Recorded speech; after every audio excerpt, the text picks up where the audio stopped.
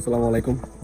আমরা আজকে সকাল সকালে মাঠে চলে আসছি এবং মাঠে আসছি আজকে হচ্ছে পাটের বীজ বোনাবো। এই যে পাটের বীজ, আপনাদেরকে আজকে পাটের বীজ কীভাবে বোনাতে হয় সেটা আজকে দেখাবো। আপনাদেরকে আর একটা জিনিস বলি, পাটের বীজ অনেকেই আসলে বোনাইতে পারে না, কারণ তারা করে কি, তারা এসে গ্রামে অনেকে আছে তারা ওই অন্যজন দিয়ে পাটের বীজ বোনায়। তো আমার এই পদ্ধতি যদি আপনারা শিখে রাখেন তাহলে আপনারা নিজেরাই পাটের বীজ বোনাতে পারবেন, আপনাদেরকে অন্য অন্য অন্য কারোর কাছে যাইতে হবে না। তো আজকে আপনাদেরকে আমি আহ, দেখাবো পাটের বীজ আসলে কি করে বোনাতে হয়।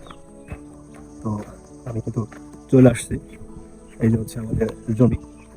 দর্শক, পাটের বীজ বোনানোর সিস্টেমটা আপনাদেরকে প্রথমেই জেনে নিতে হবে জমি জমি কতটুকু, জমি অনুযায়ী হচ্ছে পাটের বীজ নেবেন। তো আমার পিছনে যে আমি যে জমির মধ্যে বসে আছি, এখানে এক পাখি জমি আছে, অর্থাৎ 26% জমি।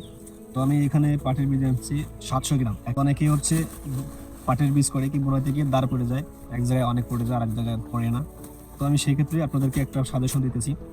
আপনারা একটা পাত্র নিয়ে পাটের বীজটা আপনারা করবেন কি, এভাবে মাঝখান দিয়ে ধরে সমান 2 ভাগ করে ফেলবেন। ঠিক আছে, যেভাবে হোক আপনারা পাটের বীজটা 2 ভাগ করে পাত্রটা এভাবে ঢেলে দিবেন। আমাদের এই 1 ভাগ এবং বাটিতে 1 ভাগ। তো এখানে আমাদের কাজ শেষ। এবার আপনারা কি করবেন, যারা আমার এই পদ্ধতি জানবেন তাদের আর কারো কাছে যাই বলতে হবে না যে ভাই আমার পাটের বীজ কটা বোনাই দেন, ভাই আমার পাটের বীজ কটা বোনাই দেন। এখন আপনাদের করতে হবে কি, এই যে আমি অর্ধেক করছি, এই অর্ধেক দিয়ে আমি এক পাশ দিয়ে আমাদের এই পাটের বীজ বোনানো শুরু করব।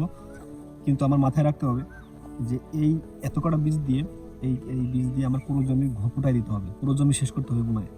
ঠিক আছে, যখন আমি লম্বা ফেলে আমি এই জমিটা বোনায় শেষ করব, পরবর্তীতে আবার আমি আর এক গোপ বোনাবো, সেটা হচ্ছে এই কটা, একটা বোনাবো লম্বায় আর একটা বোনাবো এর মানে।